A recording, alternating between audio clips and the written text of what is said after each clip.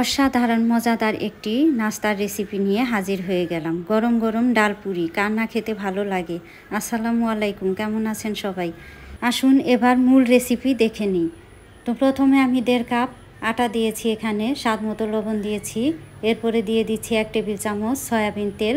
এরপরে দিয়ে দিচ্ছি কুসুম গরম পানি এবং খামিরটা রেডি করার জন্য আমি অল্প অল্প করে কুসুম গরম পানি অ্যাড করে দিচ্ছি এবং এটাকে আমি খুব ভালো করে সফট একটি ডো তৈরি করে ফেলবো। এই তো আমার ডোটি তৈরি হয়ে গিয়েছে। এবার আমি উপর দিয়ে হালকা তেল দিয়ে দিব যেন ডোটা শক্ত না হয়ে যায়। এবার আমি একটি ঢাকনা দিয়ে ঢেকে রাখবো কিছুক্ষণ। তো এই তো দেখতে পাচ্ছেন আমি পুর ভরার জন্য মসুর ডাল আগে থেকে সেদ্ধ করে রেখেছিলাম। এই মসুর ডালটা আমি সেদ্ধ করেছি স্বাদ মতো লবণ এবং হাফ চা চামচ হলুদ গুঁড়ো দিয়ে। এবার আমি দিয়ে দিচ্ছি চাট মশলা এবং চিলি ফ্লেক্স। এটা আমি ভালোভাবে রেডি করে নিব। এ পর্যায়ে খামিরটা আমি হাতে একটু বেলে নিচ্ছি। অনেকটা সফট হয়ে গিয়েছে কিছুক্ষণ রাখার ফলে। এখন আমি চাকু দিয়ে এটাকে পিস পিস করে নিচ্ছি যেন সবগুলো পুরির সাইজ একই রকম হয়, একই সমান মাপের যেন হয়, সেজন্য।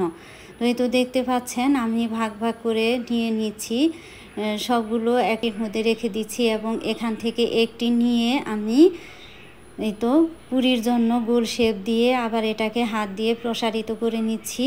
আমি এটাকে বেলে নিচ্ছি না, হাত দিয়ে আমি এটাকে একটু সারণ করে এখানে পুর ভরে দিব। ডালের পুরটা আমি এখন এখানে দিয়ে দিব। তুমি তো দেখতে পাচ্ছেন আমি সুন্দর হাত দিয়ে গোল একটা শেপ তৈরি করে ফেলছি, পুর ভরে ফেলছি এবং সুন্দর গোল একটা সাইজ হয়ে আসছে।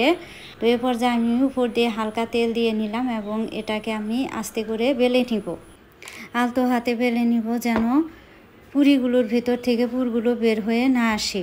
এই তো এ পর্যায়ে দেখতে পাচ্ছেন আমি একে একে সবগুলো পুরি বানিয়ে ফেলছি, রেডি করে ফেলছি। একে একে সুন্দরভাবে মাঝারি সাইজের পুরি বানিয়ে ফেললাম। তো এ পর্যায়ে দেখতে পাচ্ছেন আমি একটি প্যানে তেল গরম করে নিয়েছি এবং প্রথম অবস্থায় আমি 3টি পুরি এখানে দিয়ে দিয়েছি। এরপরে আস্তে আস্তে সবগুলো পুরি ভেজে নিব। তো যখন এটা গোল্ডেন কালার হয়ে উঠবে তখন আমি এটা উল্টে দিব। এ পর্যায়ে চুলার হিটটা মাঝারি আঁচে থাকবে, লো হিটেও থাকবে না আবার হাই হিটেও থাকবে না। এখন এই পুরিগুলো উঠিয়ে নিচ্ছি। এ পর্যায়ে বাকি পুরিগুলো আমি ভেজে নিচ্ছি এই গরম তেলেই। যখন গোল্ডেন কালার হয়েছে তখন আমি পুরিগুলোকে উল্টিয়ে দিচ্ছি। সবগুলো পুরি আমার একে একে ভাজা শেষ। এই তো দেখতে পাচ্ছেন গরম গরম ডাল পুরি, অসাধারণ মজাদার স্বাদের ডাল পুরি। দেখতে যেমন ফুলকো হয়েছে, খেতেও তেমনি অনেক ক্রিস্পি। আমি একটি ভেঙে দেখাচ্ছি কতটা ক্রিস্পি এবং কতটা সুন্দর মজাদার হয়েছে। বিকালের নাস্তায় গরম গরম ডাল পুরি টমেটো সস দিয়ে খেতে অনেক ভালো লাগে। আপনারাও ট্রাই করে দেখবেন।